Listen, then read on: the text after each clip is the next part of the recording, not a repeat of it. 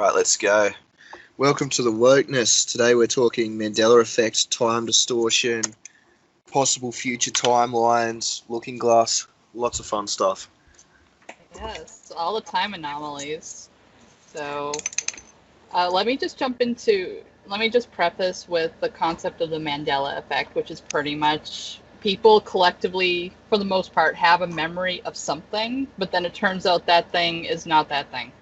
A very good example, they call it the Mandela effect because while he died in 2013, Nelson Mandela, a lot of people remember him dying in prison in the 1980s. So that's why we call it that. But there are, you look at Berenstain Bears is a big one. How it is everybody, or mostly everybody that talks about it, remembers it's spelled Berenstein. Yep. But apparently that's not the case. It's spelled Stain, Berenstain Bears. It's just bizarre. It doesn't even sound right. It doesn't, and it looks wrong, and we collectively are like, what the hell? So these small anomalies, what I think when the timelines are shifted, our memories, or maybe even some artifacts, go to a different timeline, and pretty much the residues. So on one timeline, it's Berenstain with an EI, and now on the timeline we're walking right now, it's Stain.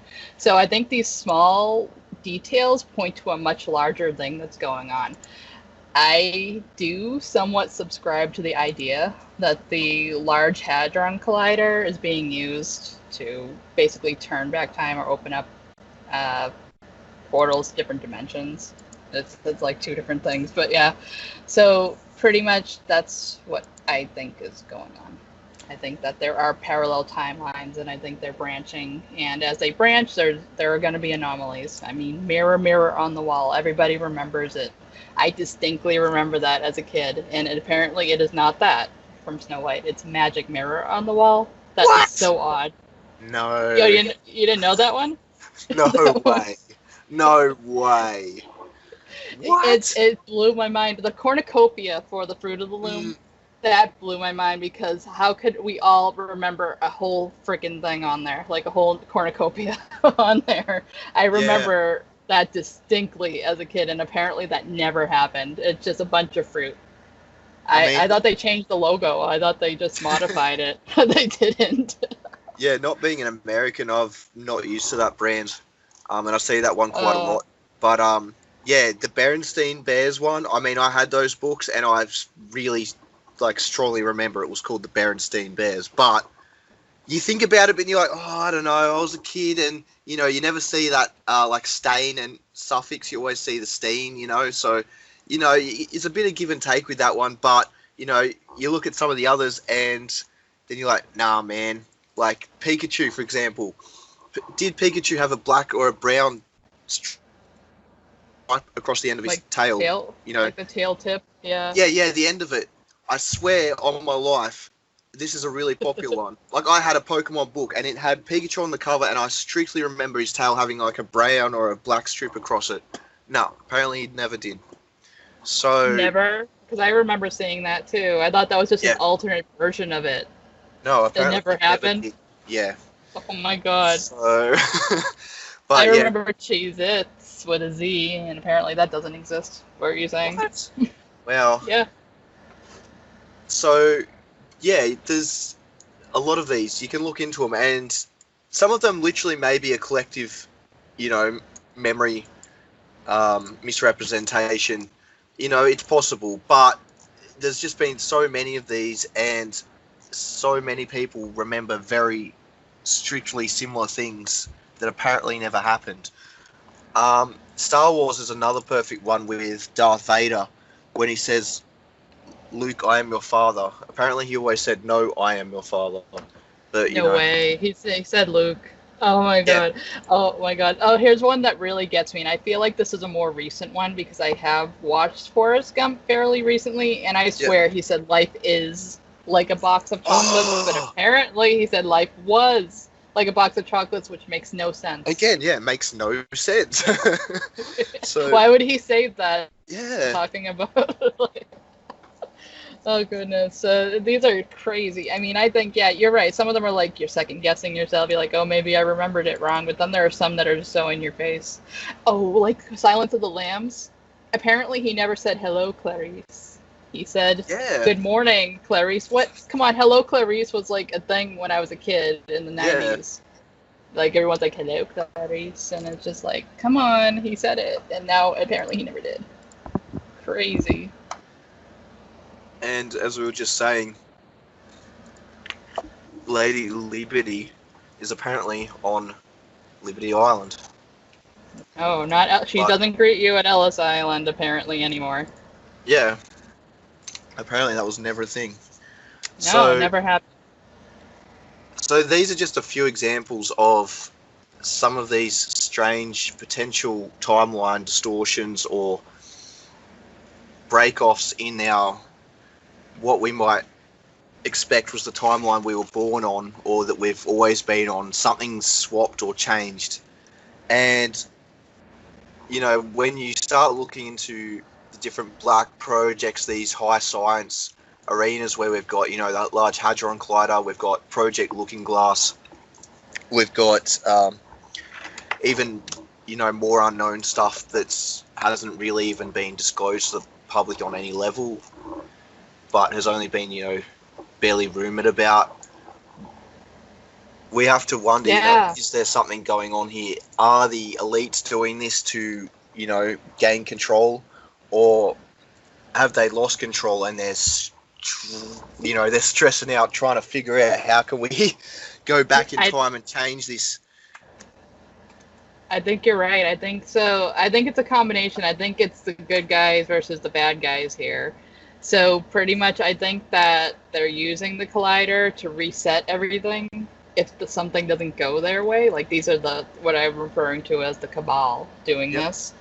I mean, so basically, apparently, I cannot prove this, but supposedly, if they hit that thing and punch that thing and activate it 3 times in a row, everyone's going to remember that day happened again. Like, so they can't mess with it too much in that sense. Like Yep. so, but then we have deja vu moments, or we have moments. You know, we got the Mandela effect, which is another thing. So I think that in that case, it's being used for malevolent purposes. But I also think that there are white hats going back and trying to switch us to the ideal timeline. It's Aaron. Aaron Doty talks about this, how we may have moved from a timeline where we get like the nanoparticle chip, and now we're on a timeline where that's not going to happen. Thank God So for that. shift. I know, because that would have just been it. We would have all been like in cloning. We would have all been messed up or something crazy like that. So pretty much we're on a better timeline. You can shift timelines. This refers to string theory, the idea that we're there for every decision we make, that decision has happened. So there's like infinite timelines, pretty much, and then they can branch off from there. So we're living pretty much every version of ourselves according to that theory. Like, so that Yep. also refers to different timelines. So yeah, you can shift your timelines. That's actually could be a very positive thing, and I think it's being used positively now. I think you're right. I think they're losing control, the deep state, the cabal, and we're shifting towards a better future. If you can even subscribe to the concept of a future, I mean, we could talk about Looking Glass and looking into different Yeah. scenarios, probably million, infinite scenarios, and which one's the ideal one, or which one do you want to shift to wake people up? You know? Yeah, definitely. So when we're thinking about Looking Glass, you can look into QAnon, for example. Looking Glass had a big resurgence in the conspiracy arena when Q referenced it. And the reason that Q referenced it was very interesting. On the 11th of the 11th in 2019, which is last year, Q posted Project Looking Glass going forward in order to look back. Now, what this was in reference to was the fact that the year prior to that, on 11/11, Q posted 11.11.18, which we weren't really sure what it meant because it wasn't referring to the year 2018, but Oh, it wasn't. No, what it was referring to Huh.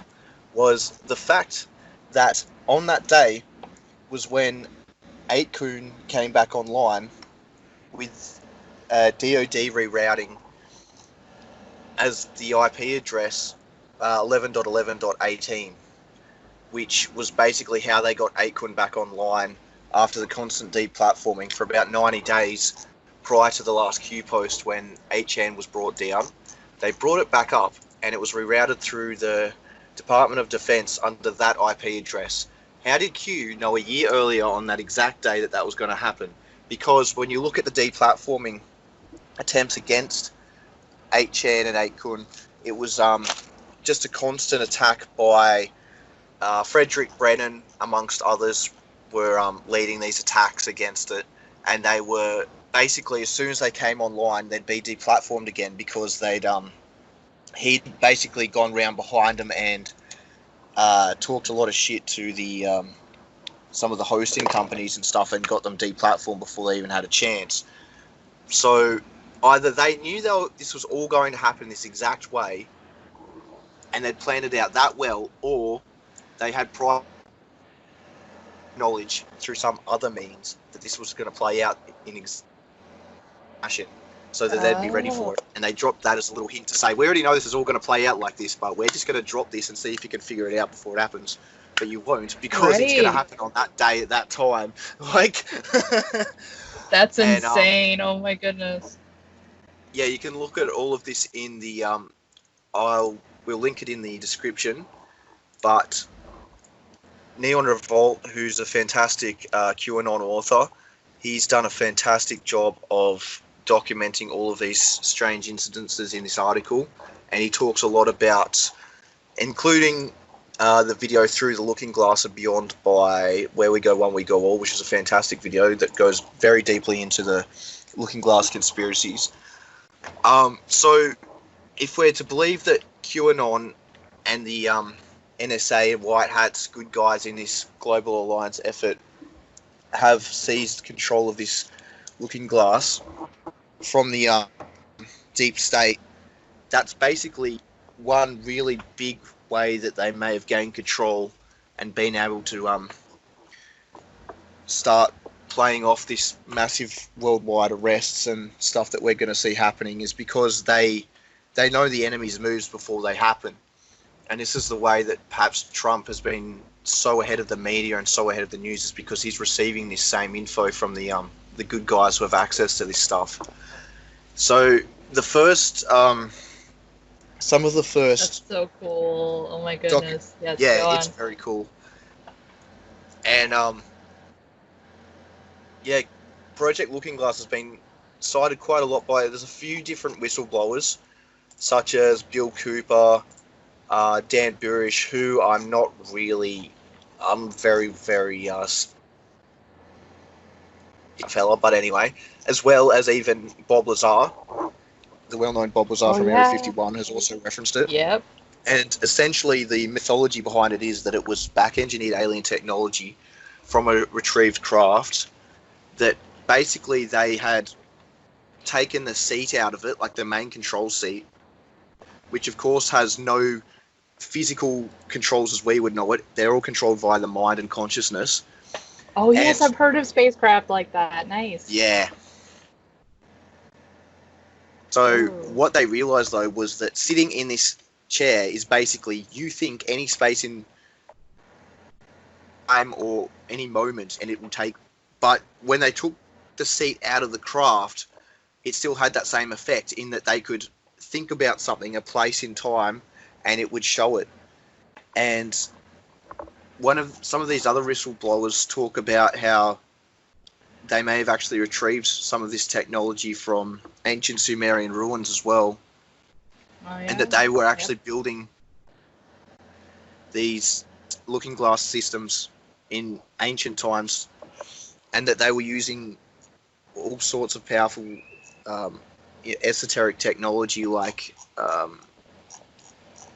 let's see, we've got they were using these massive water systems where they could actually see it in the water. They were using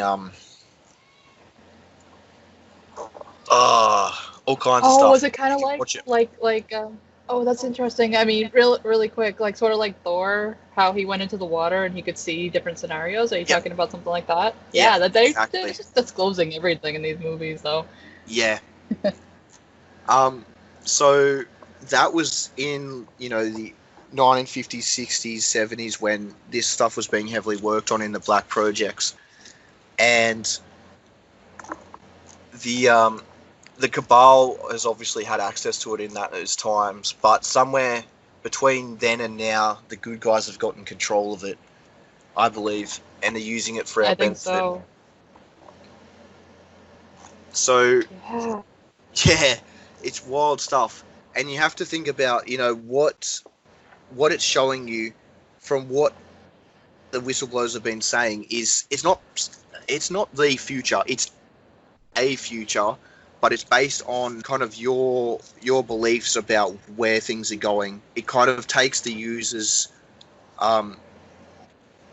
thoughts and beliefs on board with its prediction, so that the viewing that Hillary may have had if she'd used it would be much different than Trump's, for example. So it's a bit biased towards what the user actually has in their head, but it's basically a potential timeline, not the timeline. Yeah, that makes perfect sense. This is Infinity War. Exactly, and it's basically proof that there is, multiple timelines. It's not set in stone. Nothing's set in stone. And I was talking to my mate the other night actually about how, he was talking just very openly and easily about the fact that every, like the butterfly effect, every action causes, a reaction. But further than that, if you think about the way your brain works and the thoughts that become actions, perhaps every reality or every timeline is splitting off the moment you think something. The moment you have a thought that starts the action, that causes the reaction, perhaps it starts before then. That spark of a neuron firing could be the start of a new timeline. Like, when you think about it, this could be happening, potentially billions of times a second. Yeah. And we're just constantly watching new. And it's each one runs parallel to the other. Perhaps none of the others run at all. It depends where you want to believe it, because this is very in-depth stuff. Whether you think it's string theory or any of the other quantum reality theories that are out there, which one actually works for you? But there's definitely more to this reality and this time than we understand. And I do believe that time can be manipulated, the flow of time. I don't think that we only perceive time because we use it to organise ourselves, organise our lives and our thoughts, and plan things out. But in reality, there is no such thing as time. There is only things decaying and things happening, but there is no specific time. And I don't think that if you start looking into deep esoteric subjects, if you start, having psychedelic experiences, you start to realize more and more that time doesn't really, in the grand scheme of things, times are very, it's a limiting concept to us, and it's something that's, bound to us like a prison, but to the higher orders of the universe, it's, our whole existence, our whole world, our planet, it's just a blip, it's nothing, it's gone in the blink of an eye to perhaps a higher being, Yep. So, yeah, I mean, this always goes back to the Saturn time cube. I think that the 3D reality is a time prison, but it's also probably like a time, I don't know, like a simulator to sort of build up our souls, potentially. Yep. It's really, so we talked about that in a prior podcast. So what you're talking about for Project Looking Glass, it reminds me of that new episode of Rick and Morty where he had like a crystal and he put it, I don't know, under his shirt or something. And basically he saw a scenario that he really wanted, and every action he did either led to it or it totally didn't. And it just showed multiple timelines where he's dying or multiple timelines where he's ending up with this girl he likes.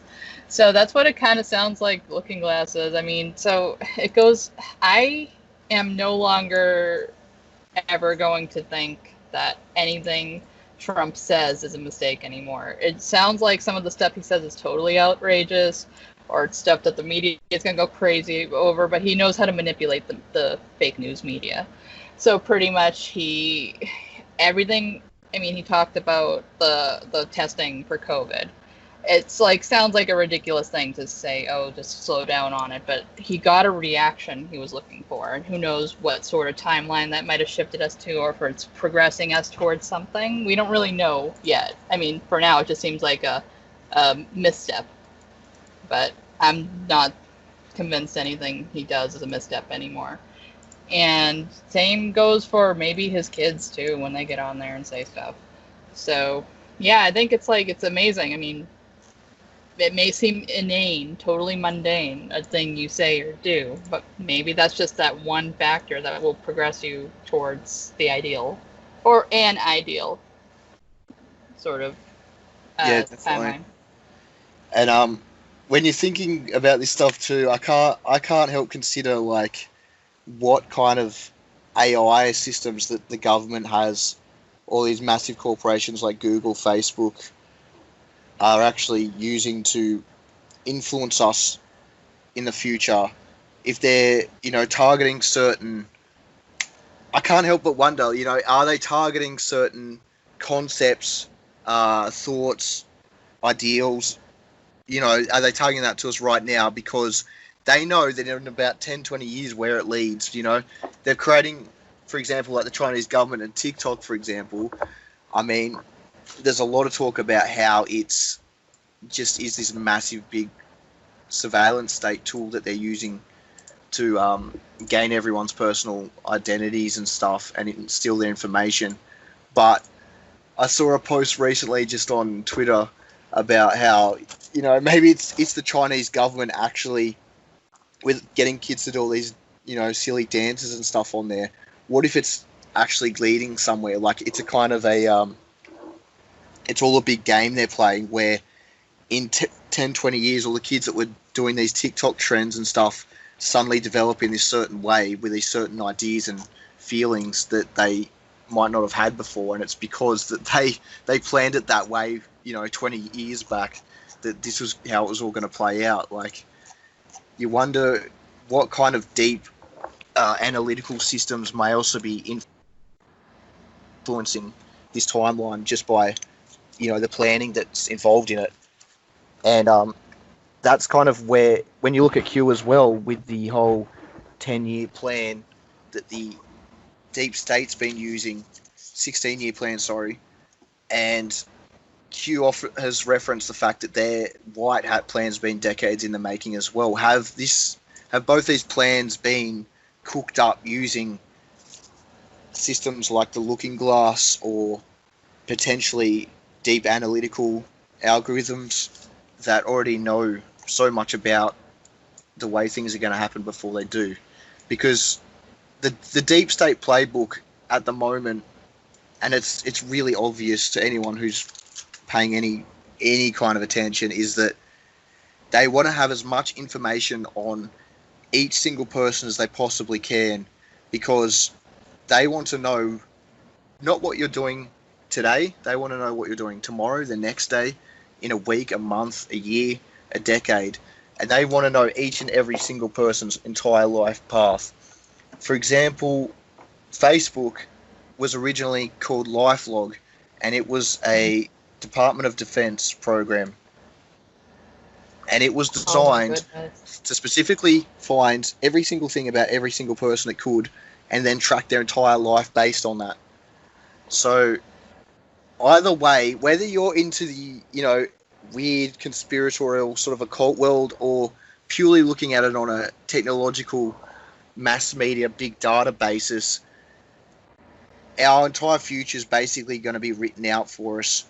Whether it's going to be good or evil, that remains to be seen. But this concept's being widely used in some massive, very influential areas at the moment to basically plan out entire, lives, essentially, They want to plan your life, and they want to know exactly what you're going to do even before you do it.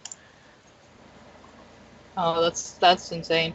It makes me wonder if Q and the Anons and Trump and all the white hats are trying to wake us up so we could break that.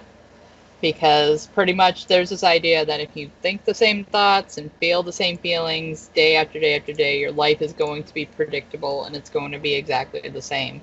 That could be another sort of, like you said, they're targeting our thoughts, our feelings. They are working us over in a lot of different ways. So by having that collective sort of media influence, whether it be social media, TV, radio, whatever, they can make people more predictable by programming them. I mean, if we all really woke up and really broke that cycle, they wouldn't really be able to have that much of a grip on us, which is, I just thought about that now. Maybe that's part of the Great Awakening.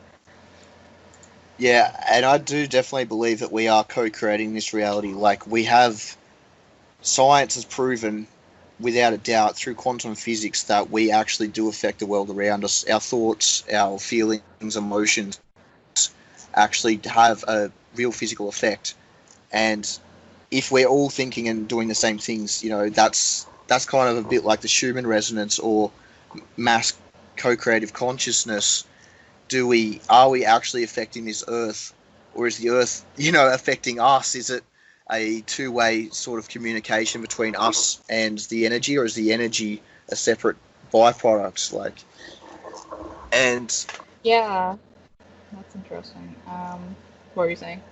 Oh, and just the fact that, like the meme magic, for example, and that's a really good concept when we look at the before Trump's election, and how on 4chan there was just all this strange, and I'll link this one too, the meme magic about Kek and the ancient Egyptian god, which was also a frog, and the number 7, which came up crazy repeatedly during Trump's winning of the election.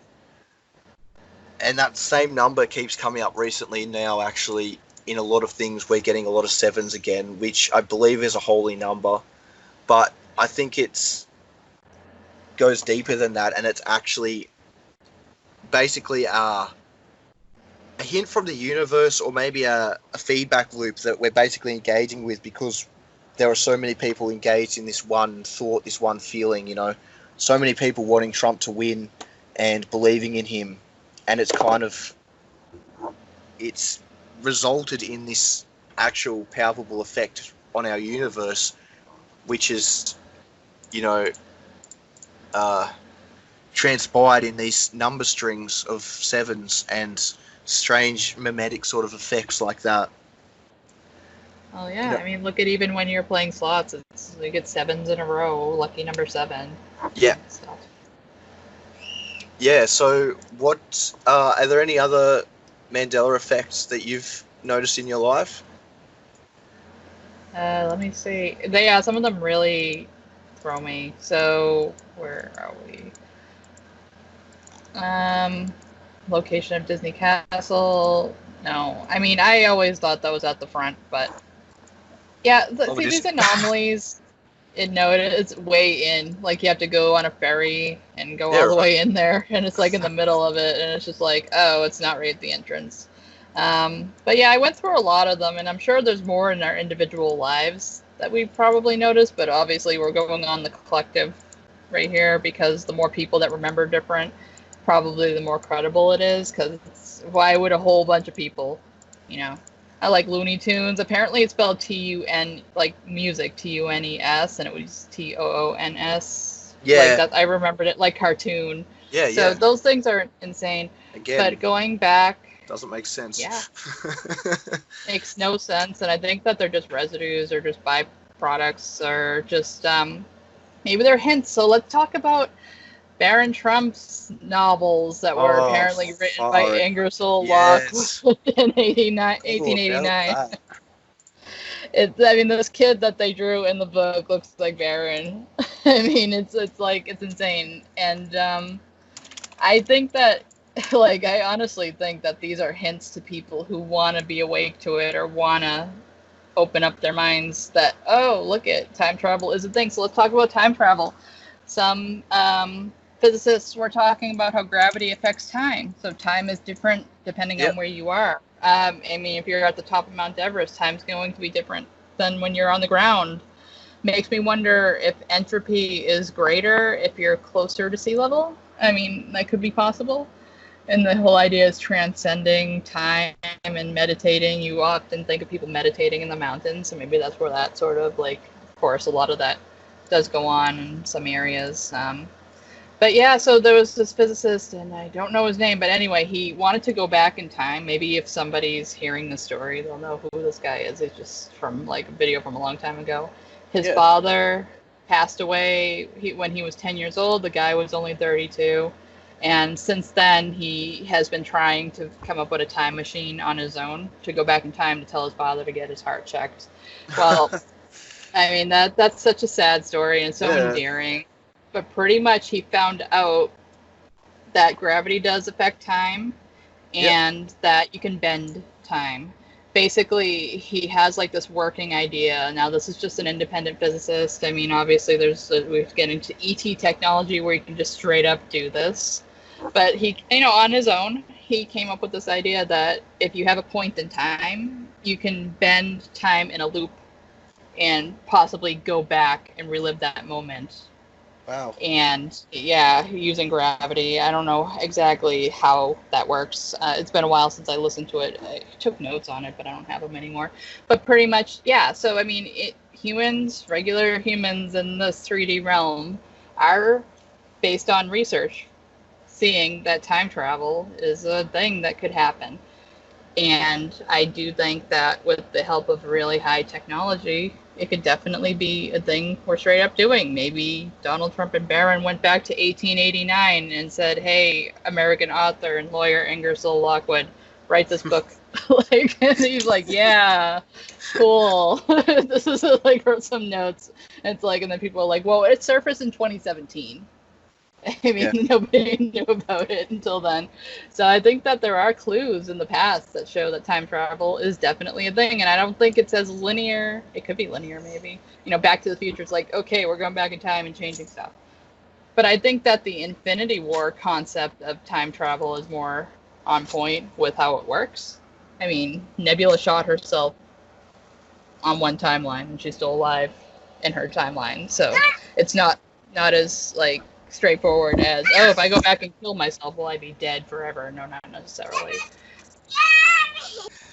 Yeah, the whole Barron Trump thing, that's wild. And the fact that, like, it mentions him being the last president, the fact that he's a New York businessman whose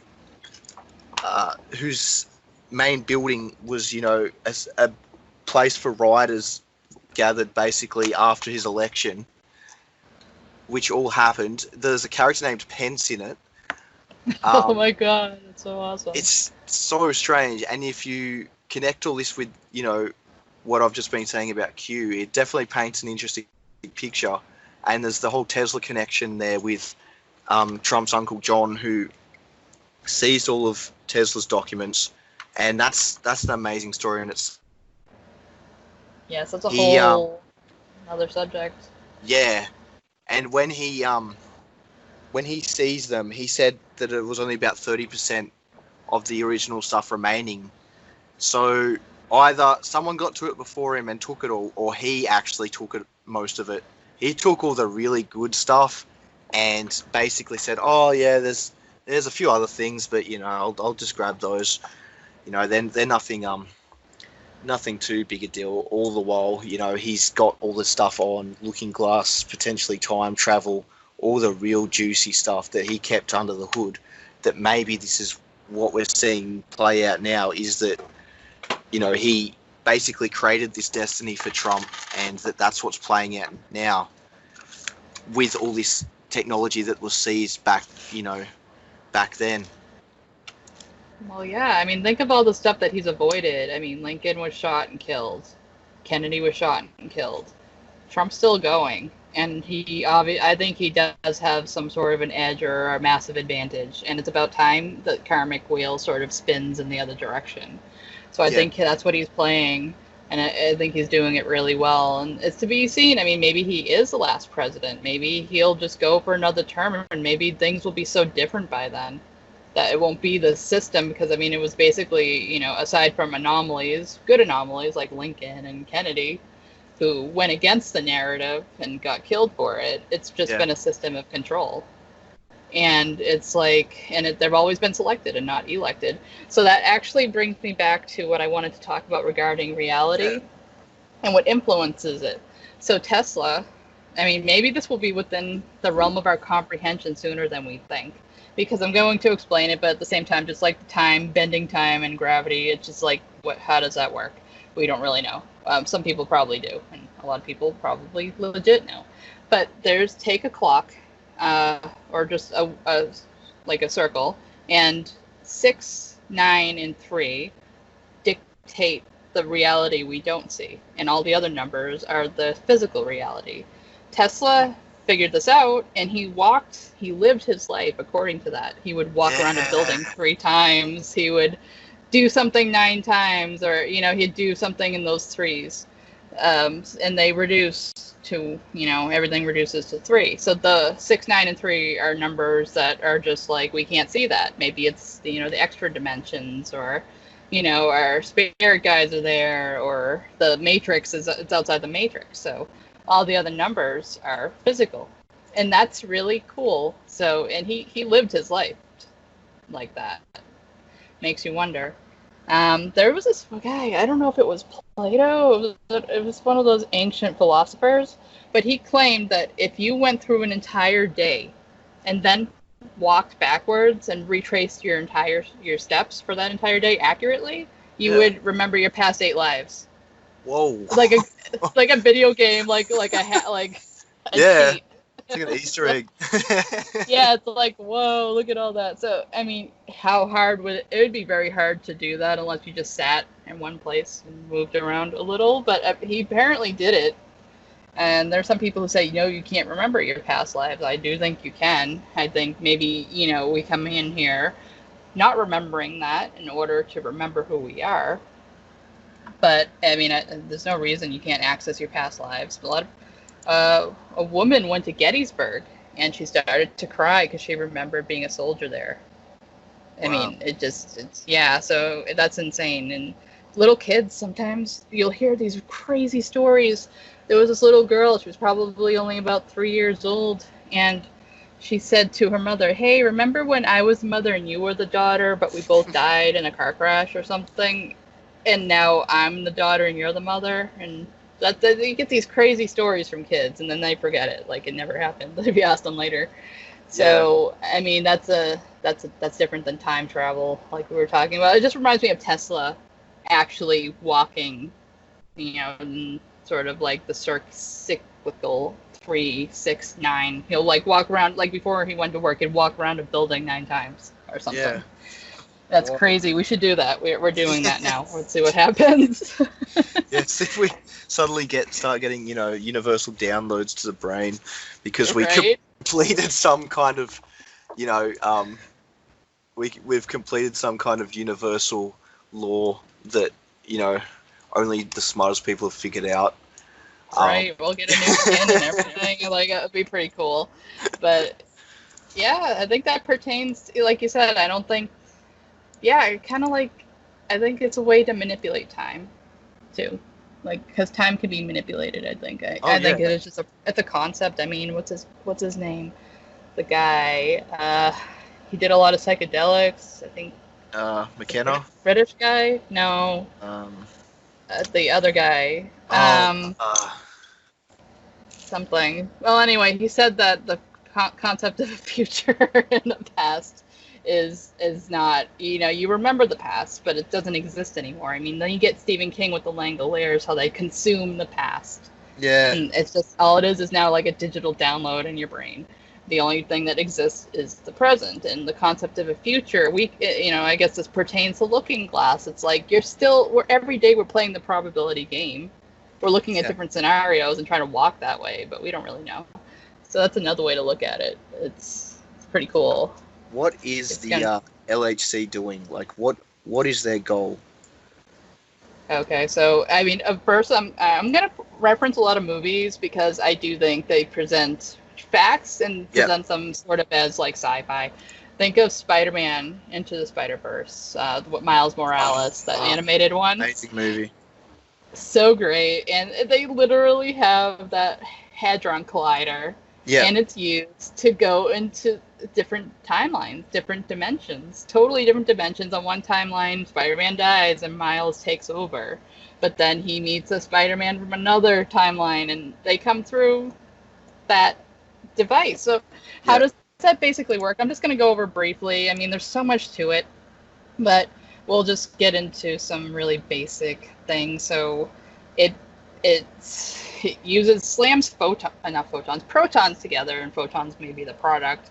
But by doing that, in theory, it can create a hyperdimensional graviton and possibly break the 3D matrix and open up portals to other realms. And weirdly enough, on that TED Talk about it, they kind of actually straight up said that.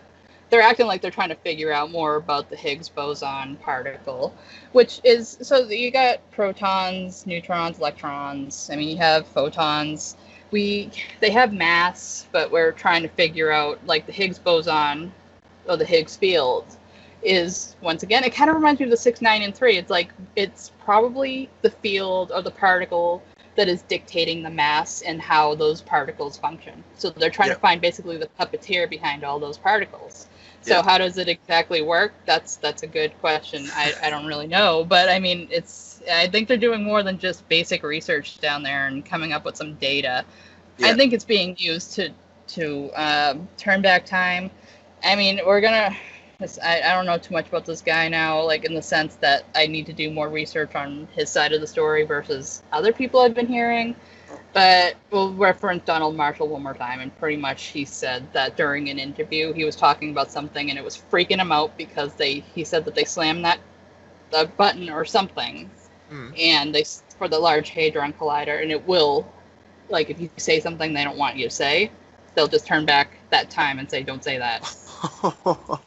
And he said something that they did that with. So that is probably where we're getting a lot of the anomalies, a lot of the deja vu moments. But like I said, if they do it 3 times in a row, then I'm thinking Trump, maybe he's like doing stuff multiple times in a row so that if they get pushed to the point where they're doing it 3 times, the magic number 3 in this case.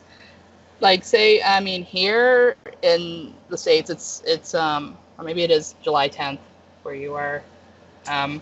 But pretty much like technically I'm forward in time. yeah, you are a time traveler. Yep. From the future, which is, one day ahead of nothing's changed. Right? Wow, it's so great to know there's so much going on. That's too bad. Maybe tomorrow. Now, if we all of a sudden, like, you know, we live our day and then wake up and everybody sees that it's July 10th again, everyone's gonna be like, what the fuck, you know? So I mean, they can't, if that happens, it's game over. So they can't mess with it too much, which was why I think a lot of things get said that they can't be taken back. Yeah, because that'd be a massive wake up all at once. I don't know, I feel like they're pushing for a massive wake up, the White Hats. I think they're trying to get it to happen all at once, because where we go one, we go all, and I really think about that. And I'm just kind of thinking, if one person decides they don't want to wake up, it's kind of a problem. But then they said there's like 4% of people that are hopeless, so I don't know. But anyway, back to the time thing. So yeah, I think they're using that. They're saying what it's being used for. A lot of research that's being done is kind of just saying, oh, we're just doing basic stuff and learning a thing here and there. But I think it's actually a functioning thing they're using. And it's it's right in front of us, basically. It's underground, but it's right in front of us. We know about it. We know where it's located. And I think that stuff is coming in and out of those portals. Could be where some of the ETs are coming from. Yeah, they've spent literally billions upon billions on this thing. They're building, they're in the first stages of constructing the next one, which is like however much, 2-3 times the size, and it's like, why? Really, why? What's the deeper reason for this thing? It doesn't perform any other purpose than very on the surface. It doesn't perform any like groundbreaking science that is going to change our lives, is going to, cure cancer or solve world hunger or poverty, and yet they're spending untold billions on this thing. What's really the goal? Because I don't think it is quite what they say it is. It's definitely something more to it. And the Shiva statue out the front and the weird rituals only just further cements that in my mind, that there's deeper stuff going on here. Yeah, I agree. I mean, they're just saying, oh, it's just a way for us to study particle physics, and it's like, yeah, I don't think so. That, like you said, they're pouring so much into it. Yeah. And I have to wonder, like, their logo as well has like the 666 in it. If you look at it, it's basically 3 sixes all around each other. That same symbolism is just straight up in your face with those guys. So, and the whole thing with the internet too. Do you know about that? How they actually believe, if you look online right now on Wikipedia about the start of the internet, CERN believes that they created it, and that the first ever internet system was by them. Now, I don't ever remember that being the case. I remember it always being a military thing that was basically passed over to civilian use, but was very much always in its early stages. In the internet's infancy, it was still being run by the military. Now you go and have a look, and they reckon it's all CERN, and they were basically the first ones to ever use it. And this is a big debate that's still going on. I've seen a lot of people actually talk about, did they actually go back in time and make themselves the inventors of the internet? That's another thing altogether. Oh my God. Yeah.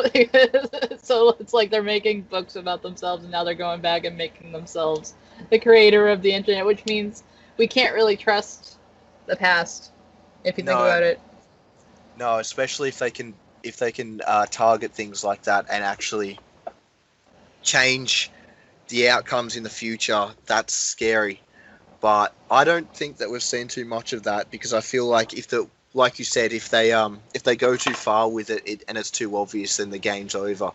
So I think it does have to be kind of these really subtle changes, because if too many people see it, it's like it's a bit like Toy Story, where when the toys come alive when no one's watching. It's like if they get seen doing it, then the game's up.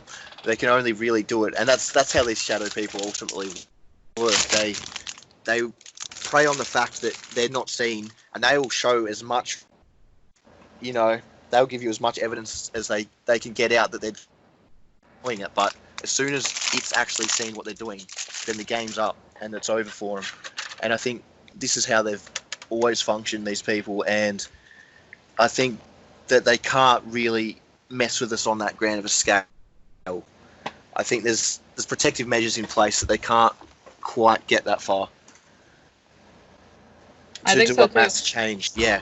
I also think about this quite a lot, and people are going to think this is stupid and dumb, and it kind of is. It's a bit of fun, but I remember a few years back, and it was the night I was going on a cruise on a big ocean liner, and it was all a big party, like a big dance floor place we were in, and Chrissy was my partner was getting frustrated with me because I was on my phone a lot, and that was because where we were, we had reception, but I was on 4chan, and because there was this I don't know how many threads were, and I actually went back and found them not too long ago. There was all these threads basically about the Julian Assange's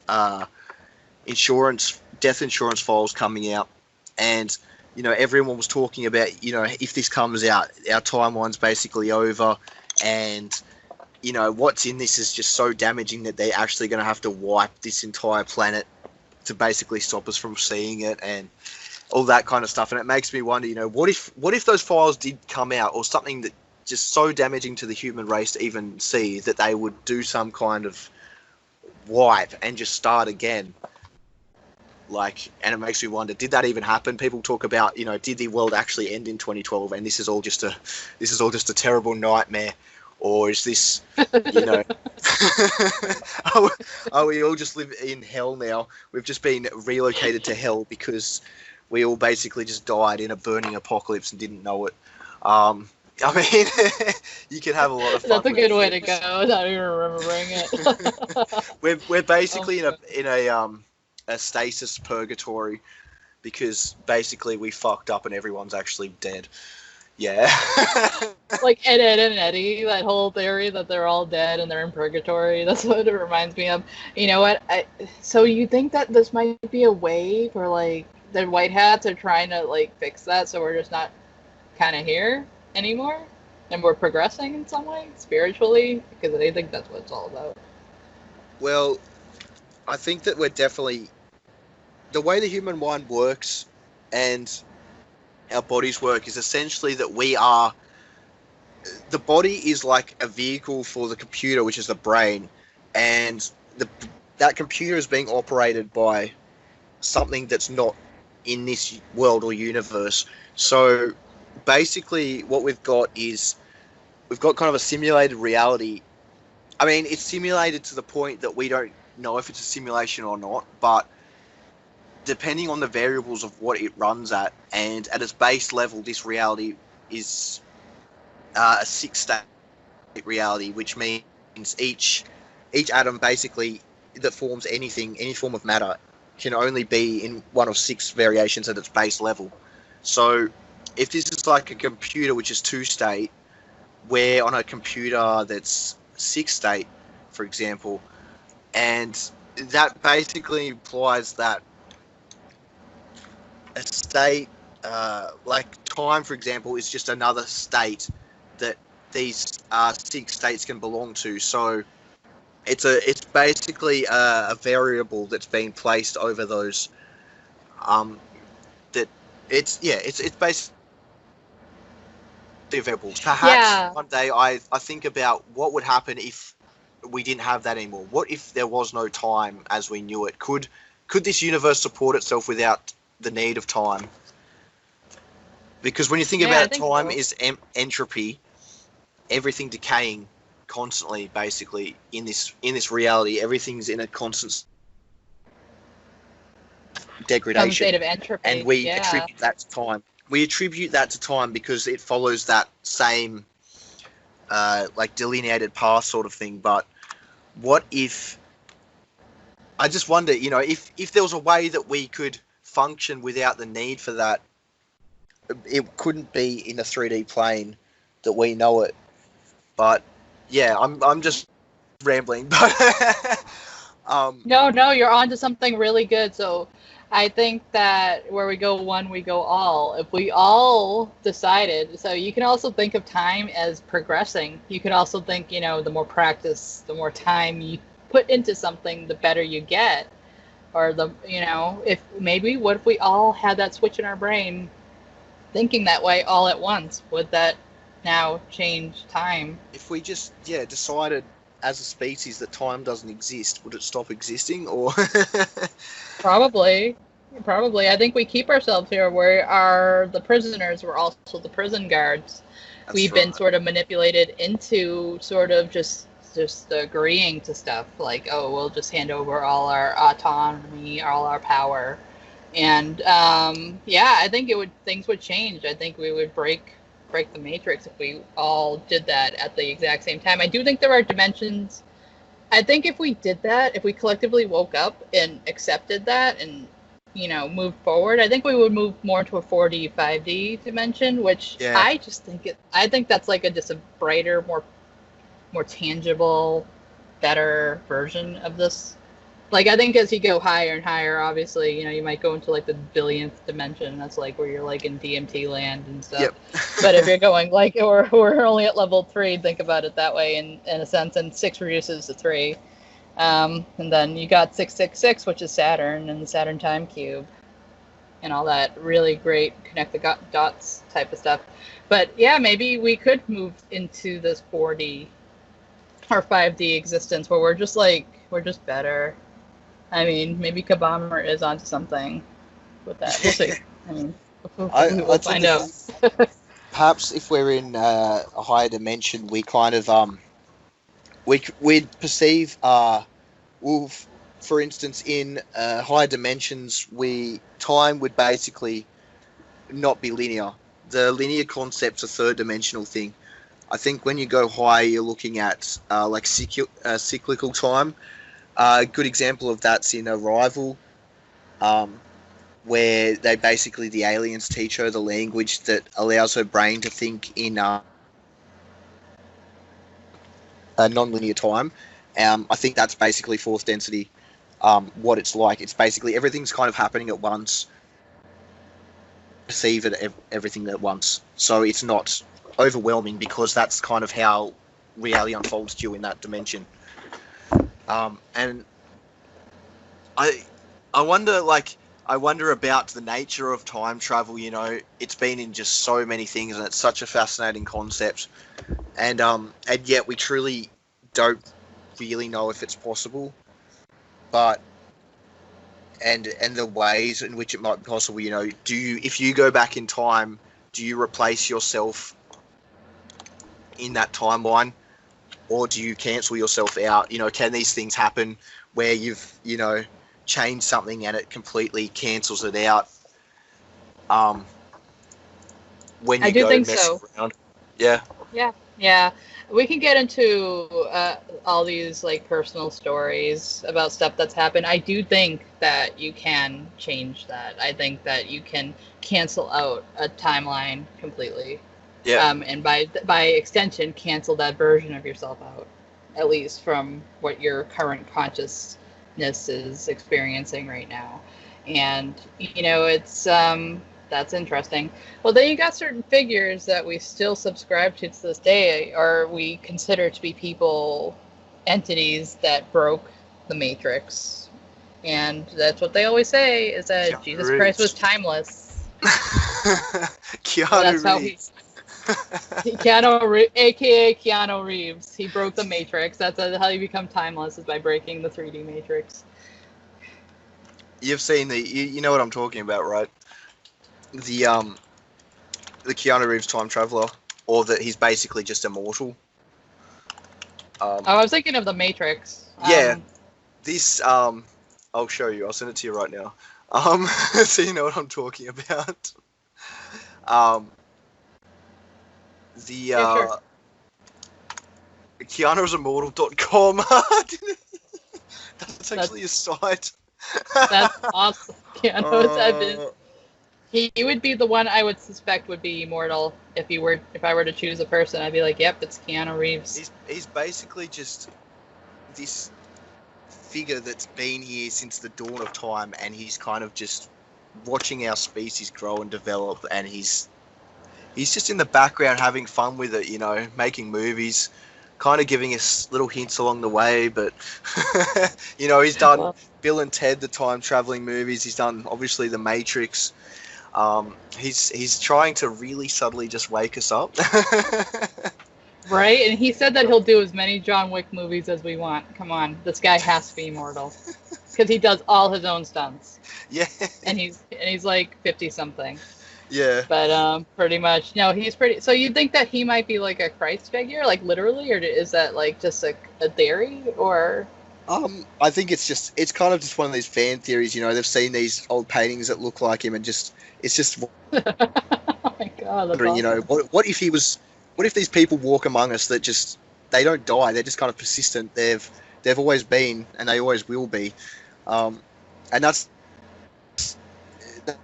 another concept to get your head around too when we're talking about the nature of time, is that there are things that are outside of our bounds of what we perceive time to be, that basically they don't have a start or a beginning, because they've just been, and they always have been. I think our souls are of that nature. They were never just created. A god or a being didn't just create our souls. They were always there.